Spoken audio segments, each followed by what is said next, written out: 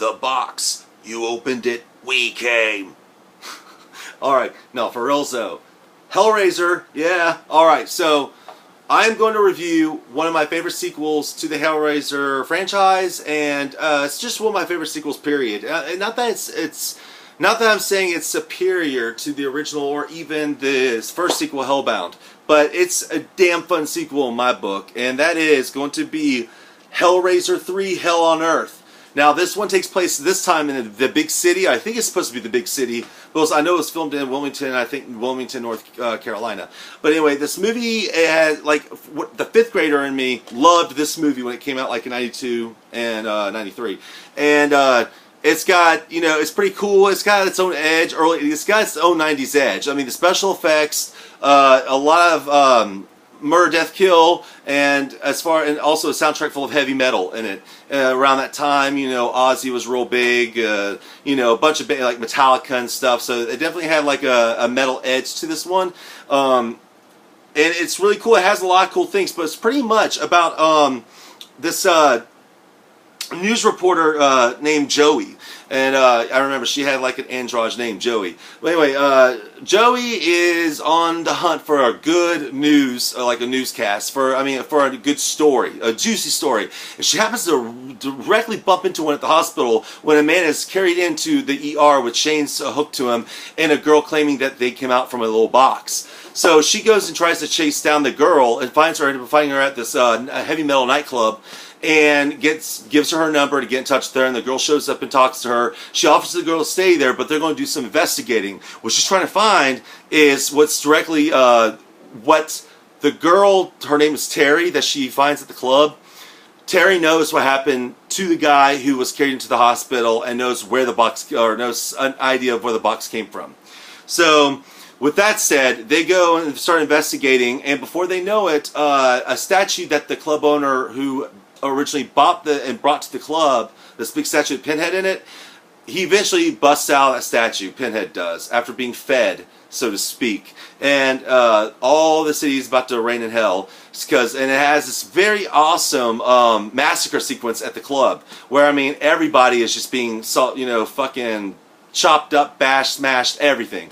And it's a really cool sequence. It also boasts new Cenobite characters. And we're not talking about like the Cenobites from the original, like Above or anything. We're talking about Cenobites having a video camera eye, CDs lodged in his face and throwing CDs out at you,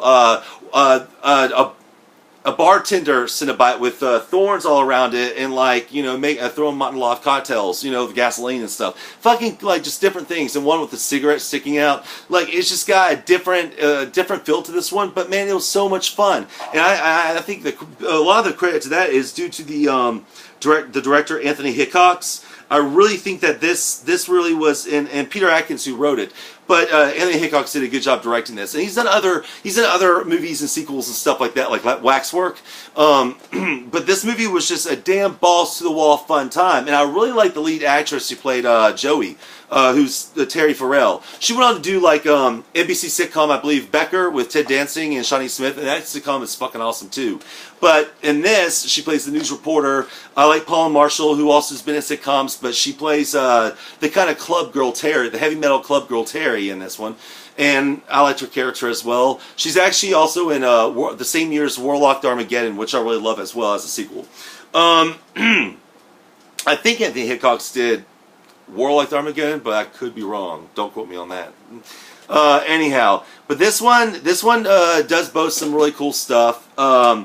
It's way before Dimension decided to put them all straight to video from Part 5, Inferno, on down to Part 13, or however many direct-to-videos there are now of this. But this was during the theater days. This came out nationwide in the theater. So, I mean, this was a well-made film. It's a fun sequel. It's got one of the best fucking lines in it ever. And that line is when Joey is running from the Cenobites throughout the town when they're blowing everything up and shooting, you know, just blowing everything up, and all hell's breaking loose. She runs to a church for a sanctuary, and she runs to the priest and begs him for help, and she says demons are after her, and he says, demons aren't real, they're parables, you know, metaphors.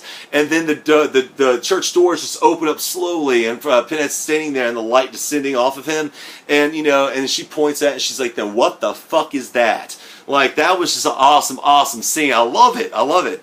But this movie is just it was a good time. I rented it all the time until I was able to buy it when I was a kid. And it's actually I actually think Hellbound Hellraiser 2 is the best Hellraiser film. I know some people don't like the sequel Hellbound, but I love it. I love the whole labyrinthine of hell. I liked a lot of the dark stuff in it, and Julia was evil, but she was also gorgeous in that one. But this one is just a more contemporary, less gothic kind of take. Because, you know, Hellraiser 1, we could say that's kind of a gothic tale movie, you know. Not goth, but gothic, like gothic writing, you know. And but this one is much more contemporary as far as like bringing heavy metal, the club, the city, you know, that kind of thing. And like I said, and some Cenobites said like I said, CDs as weapons and stuff. I know it may sound corny, but give it a chance, you may even really dig it. I know that I sure as hell did. I believe this director is about to, Anthony Hitchcock is trying to start to do the sequel to the sequel to the remake of Night of the Demons, which I probably would like that, because anything he puts his name on, I'm going to check out, because, man, he has done some fun stuff. I wish I made a list of the other movies he's done, but Waxwork is definitely one of them, and Waxwork is a cool flick. Like I said, I think Warlock Armageddon may be one, but I may be wrong. But he's done some really cool shit. Anyway, but this is one, like I said, this outside of Part 2, this is my favorite Hellraiser film right here. Okay, so give it a chance sometime. Like I said, a huge club massacre sequence, different special effects, you know, like explosions, action, more. This one does deliver on all that, and a lot of dead bodies piled up, a lot of the box, you know, a lot of this box, and I mean just a whole, you know, it's got everything in it that you would want in a Hellraiser film. It's a hell of a lot better than all those, like from Hellraiser Inferno Part 5 all the way to Part 13 or however many there are. It's better than those. Check it out sometime. I guarantee you, you know, you'll have a good time, and it is. All right, peace.